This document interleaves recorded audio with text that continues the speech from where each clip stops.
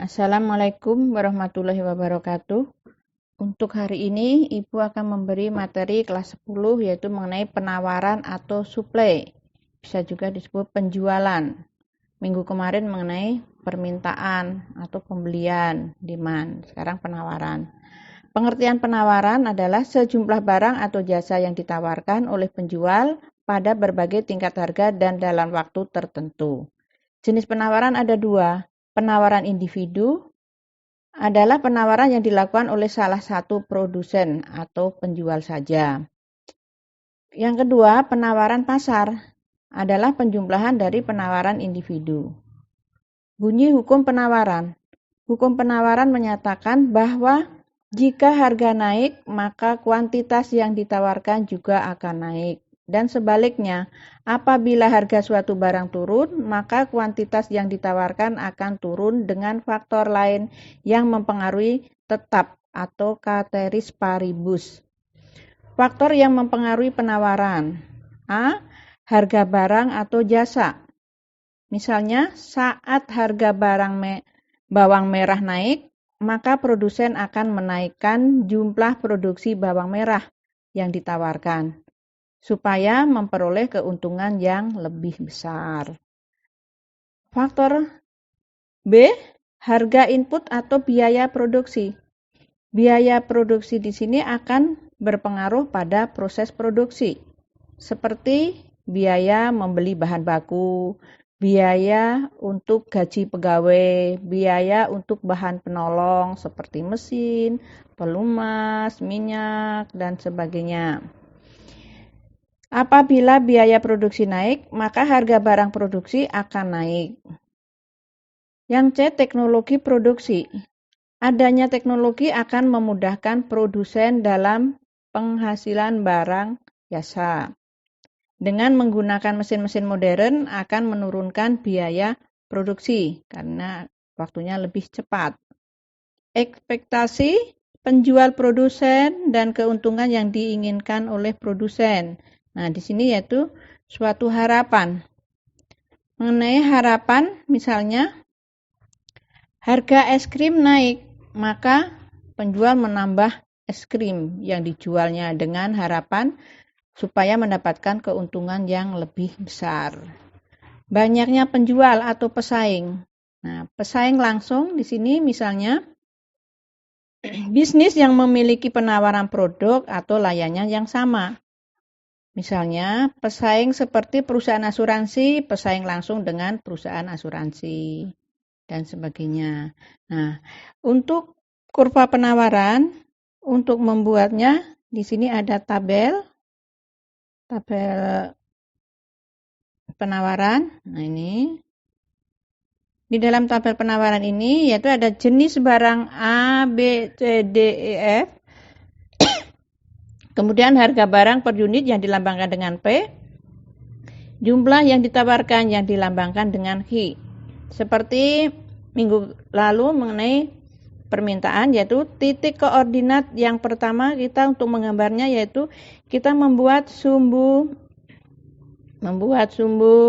yang tegak lurus, ini yang P, yang mendatar yaitu yang H. Kemudian titik yang pertama yaitu H, P, titik A, 100, ini 100, 1000, mana ini 100, nah ini 100, nah ini 1000, titik A. Kemudian di bawahnya titik yang kedua yaitu yang B, 90, nah ini 90,900. Kita lihat 90 ditarik ke atas, kemudian 900 harga. Ini menghasilkan titik B. Titik C yaitu 80,800. 80 kita tarik ke atas, diluruskan dengan harga 800. Kemudian yang titik yang berikutnya yaitu 70, Q-nya 70, kemudian harganya 700, titik D. 60, kemudian harganya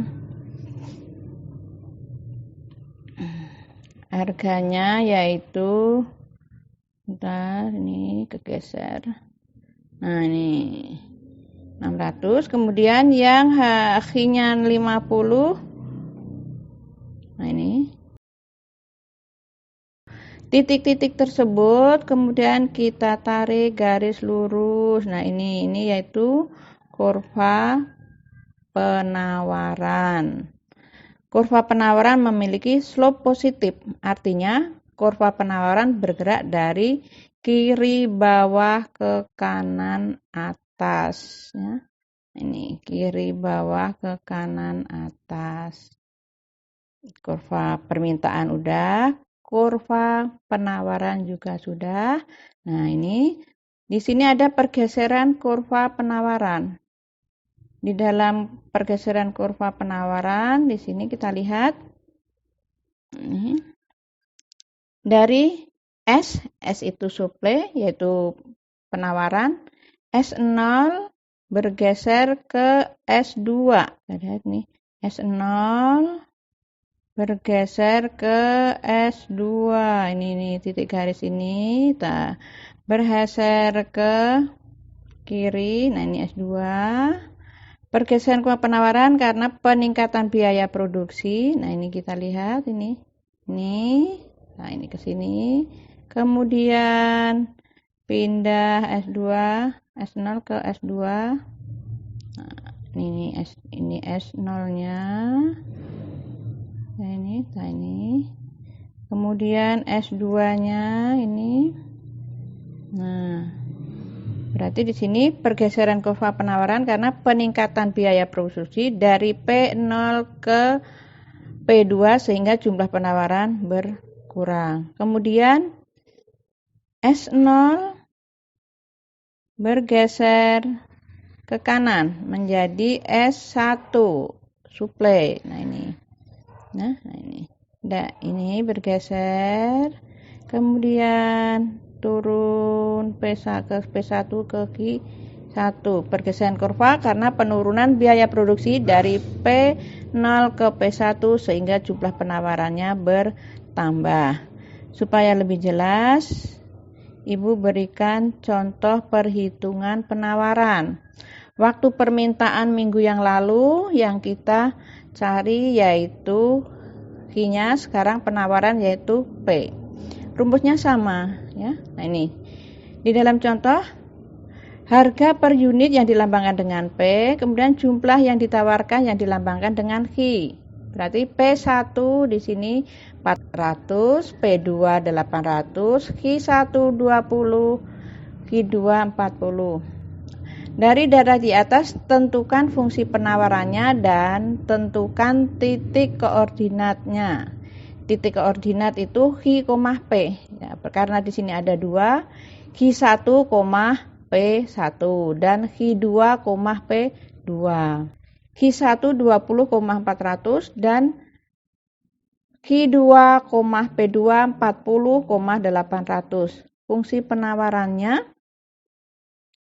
ini. Nah, fungsi penawarannya sama seperti rumus permintaan. P min P1 ini dibagi P2 min P1 sama dengan Q min Q1 dibagi Q2 min Q1 sama dengan P min P1 400 dibagi P2 800 dikurangi P1 400 sama dengan Q min Q1 20, Q2 40 dikurangi 21. P min 400 dibagi 800 kurangi 400 berarti 400.